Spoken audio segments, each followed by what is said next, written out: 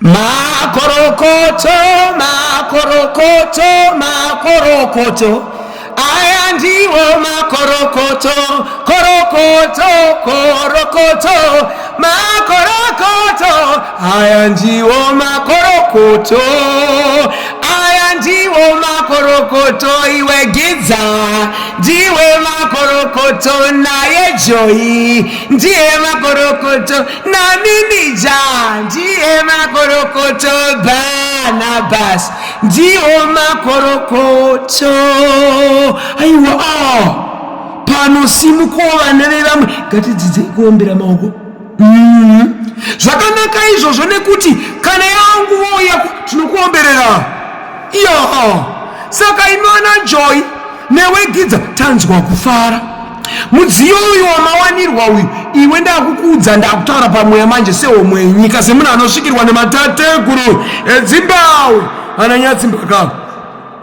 Wotora mota iyi, iwe Gilbert, woenda kunoiradza baba wako namai vako vaiomberere, vaturire kune vakuru vako kuti ndo zvawaitirwa.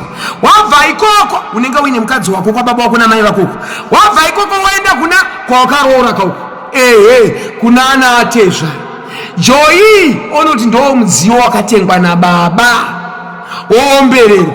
Sei ndichidaro? Nekuti pasi panomedza, pasi panotsenga, pasi panoda ropa, pane zvikara zvinopaumba. Mazvinzwa vanangu? Asi ndiri kufara ini. Zvakanaka izvi. Ngatipembedzei vanofanira kupembedzwa. Mashade enyu ngaapembedzwa.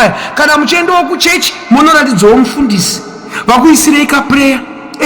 Kana muchiita isu zvedu zvemashavi izvi, pari kuda doro remhemberero, kuti zvinhu zvirambe zvichituruka. Aiwa, tinotenda. Ndoenda pamapepa. Ndiani ari pabepa remota? Joy, ngwara muroro. Bepa remota ngariwanikwe rine zita rako iroro. Kana rakanzi Gilbert Nyati, ponzi wa Joy seneme yako yekusha kwako, ozoti Nyati, nenyaya yekuti wakachata kayo, maseneme ese tungaave aripo, nenyaya yekuti upenyu hauzikanwi. Hatisi kuti murume wako achafa. God forbid, it will not happen. But zvinogona kudaro kuti ndiye anotanga kudedzwa nemidzimu yake. Iwe unosaro uine chekubata. Wakamboona firimu rinonzi Neria raOliver Mtukudzi? Neria,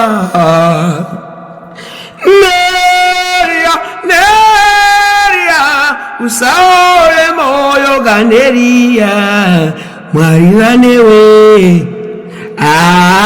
Usaore moyo kaneria, Mwari vanewe. Vanhukadzi vanobatwa kasenhapwa. Panofa murume paya, hama dzana Gilbert dzinoona dzichiomesa makotsi, vakutora zvinhu vasingazivi kuti vanhu vaishanda vanga ari murume nemukadzi. Saka just in case murume wako anotungamira, unowana uchikuriritira mwana kana zita rako riripo pabepa remota. Ndokaona zvandakaitwa paimba yaRichard. Mashakata iro ndoskondororia mali yako anogona kana usatofa, kana kurambana chaiko, kana makarambana mota iyi iri muzita make, amai anoitengesa kuseri kwegosi. But kana iwe zita rako riri pamota apa, haitengeswe isina consent yako. Mazvinzwa amabu. Iwe isu tinotenda isu. Chirega ndikuisirei munamato wemota ini sehomwe yenyika. Pamusoro ikanaye Mwari Baba, iwe mwanakomana Jesu Kristu, newe Mweya Mutsvene, ndinoisa mudziyo wevana ava mumaoko menyu. Vatungamirire pavachange vachifamba mumugwagwa.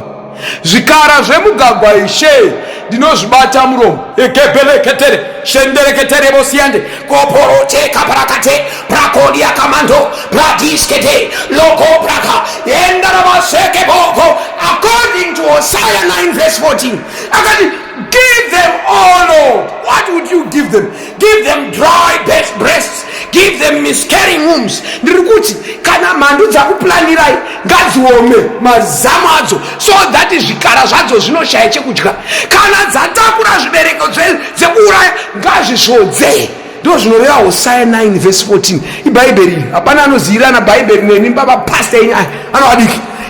I have blessed you on land, on water, on air. Home and abroad.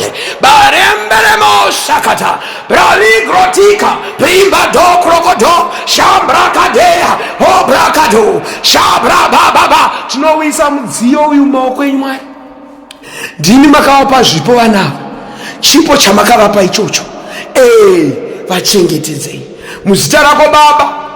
Namwanakomana Jesu Kristu. Namwana Msene unoera. Hallelujah. Amen. I bless you. Congratulations, Vanongo. This is sweet.